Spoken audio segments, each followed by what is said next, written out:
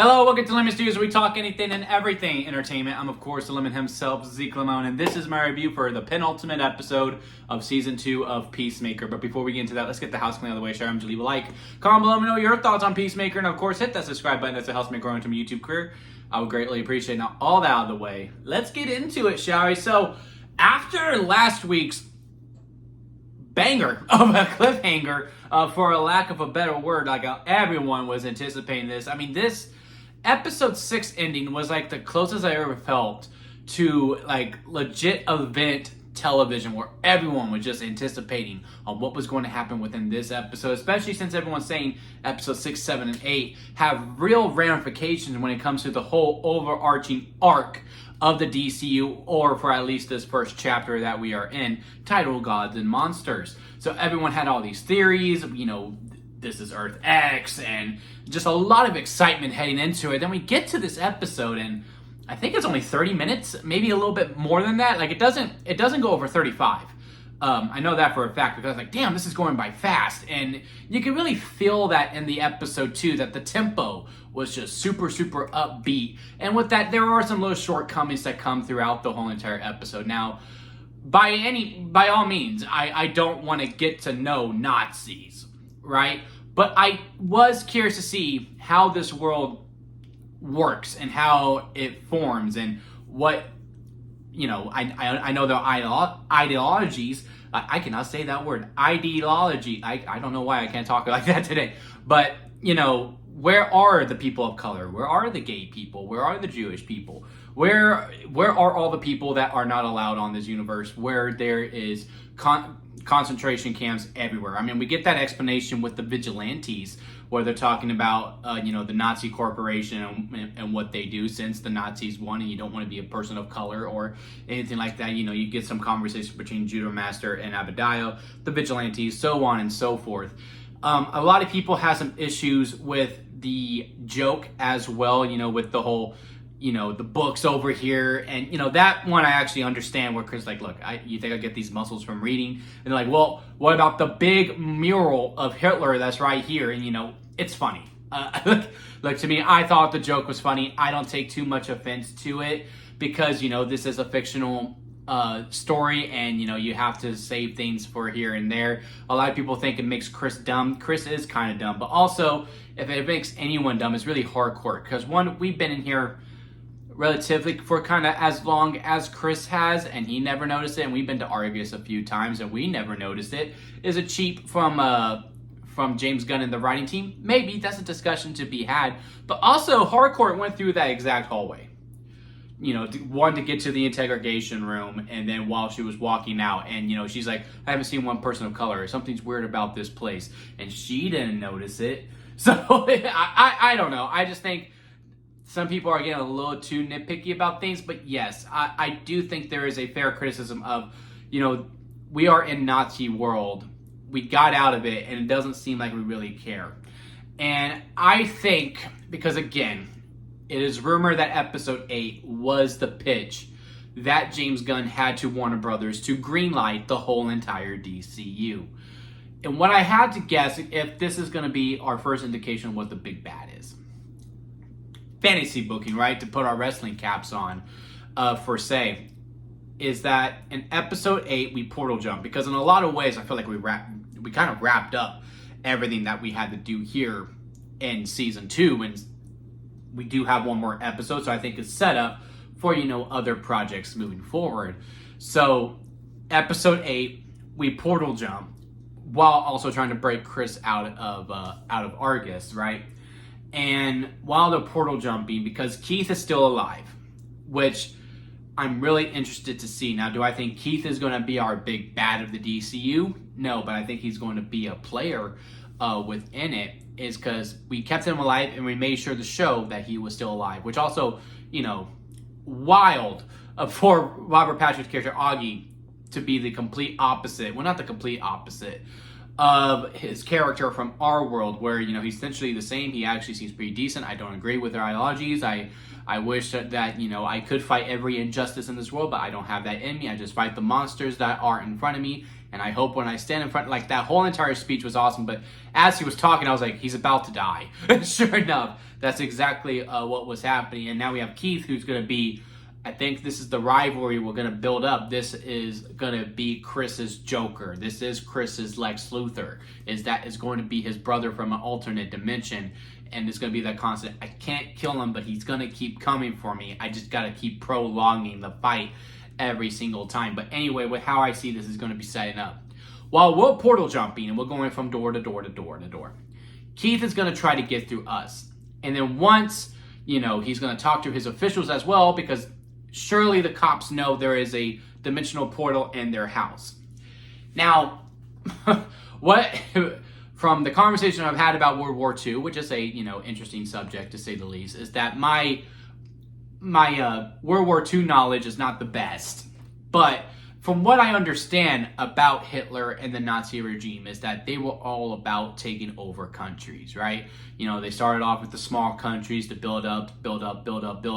And then they would start attacking because they wanted to invade the whole entire world, because Hitler believed only one rule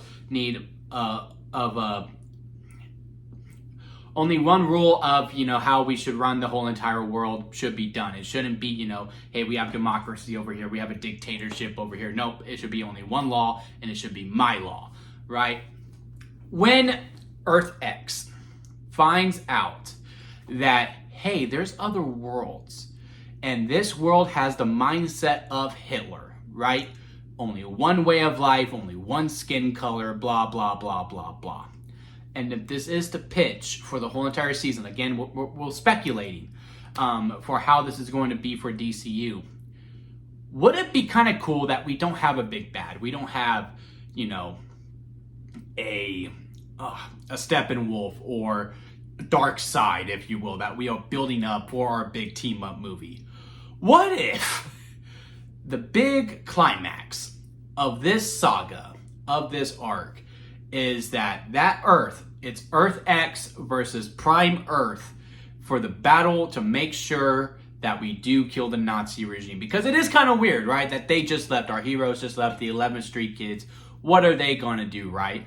But when we have interdimensional portals and you have other heroes, and then you hear of a Superman who's like, wait, there's other people there who are going to be constantly living in concentration camps, and he's going to want to fight them. And then Earth X is like, wait, there's a world where, everyone just kind of lives together, and, there's going to be some social political commentary there for sure.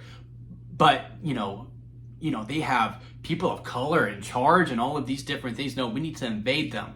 And then you get, the Nazi Superman from Earth X, and you get our Superman, and they come to a collision, and so on and so forth. Maybe Lex Luthor's a good guy. Maybe Lex Luthor is the leader of the Sons of Liberty Alliance, and they have to team up with our people. And again, you just get this big war where, it's our DC heroes facing Nazis. And, if I'm an exec at Warner Brothers and I'm hearing this pitch, I'm kind of like, you son of a bitch, I'm in.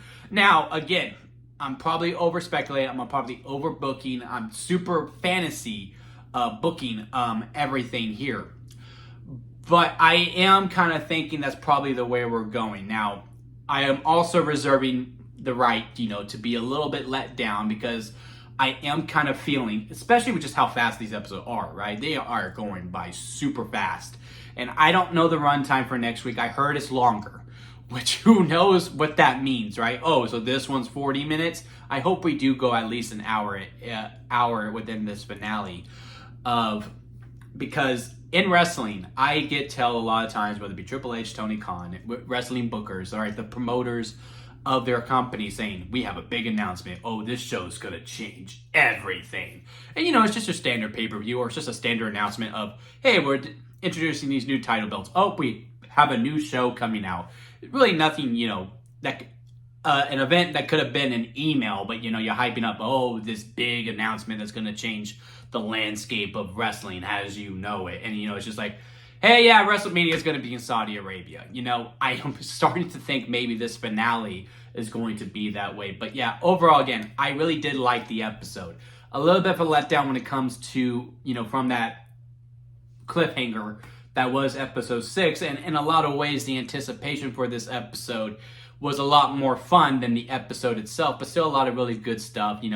Really liked how Hardcore and and Chris really had their moment on the bike, and the way that she brings him in and she puts her head on his back, and we cut to Chris's face, and he's just really happy about it. And Chris was going through a lot, reliving through his trauma, seeing his brother die again, and he's reflecting everything. Now he thinks everything is his fault, and he wants to be in jail. So really interested to see how that comes into play within the finale. I know I was really talking about the bigger picture of DCU here, because again, this is what I'm being told, so I wanted to do my fantasy booking. But again, for the episode itself and for the finale, I'm still looking forward to it as just Peacemaker as a whole, for sure. But yeah, after what I do think was the best episode of the whole entire series, whether it be season 1 or season 2, to come back to this, where it was still fun. I still had a good time, and again, some of the criticisms, like Chris not noticing the mural of Hitler. By all means, God love you, but I do think you're a little nitpicky there. Like, these jokes are going to happen. Again, it is in a fictional world after all. And, some other places here and there. Yes, I think the runtime was a little too short. I would have liked this to go 40 minutes, maybe 45 minutes, just to really dig more into, to really understand, hey, this is why Chris is so conflicted to leave, because, again, it was so... And, it should be at the end of the day, right? To be like, oh, this is a Nazi world? I need to go.